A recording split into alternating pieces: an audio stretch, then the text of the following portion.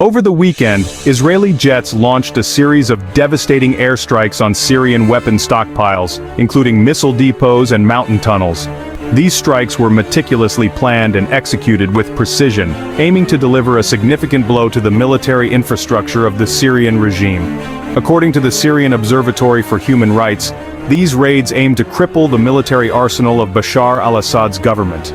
The observatory reported extensive damage to several key facilities, which are believed to have housed advanced weaponry and ammunition. The operation, which lasted from Saturday evening to Sunday morning, involved at least 75 individual strikes.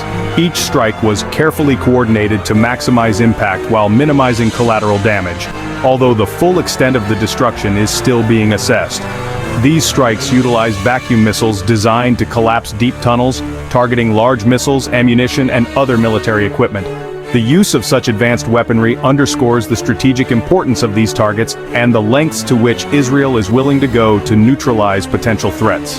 This offensive marks a significant escalation in Israel's ongoing efforts to degrade Syria's military capabilities. The intensity and scale of the airstrikes suggest a heightened sense of urgency and a clear message to the Syrian government and its allies. Israel has conducted over 450 airstrikes in Syria since the outbreak of the Syrian civil war.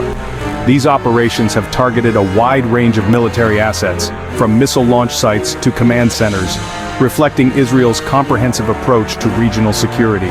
The Israeli government justifies these actions as necessary to prevent weapons from falling into the hands of terrorist groups, especially those operating near its borders.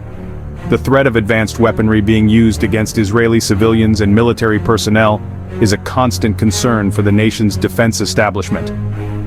Prime Minister Benjamin Netanyahu defended these actions, emphasizing the need to prevent hostile forces from acquiring weapons that could threaten Israel's security.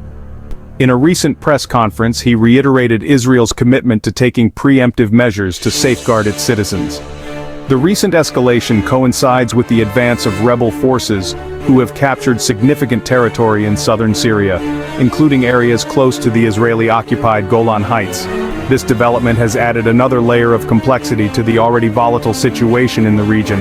The airstrikes have had a devastating impact on Syria, forcing many civilians to flee their homes and further destabilizing the country.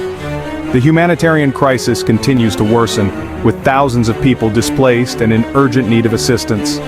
The leader of the dominant rebel coalition, Ahmed al-Shara, condemned the Israeli attacks as unwarranted.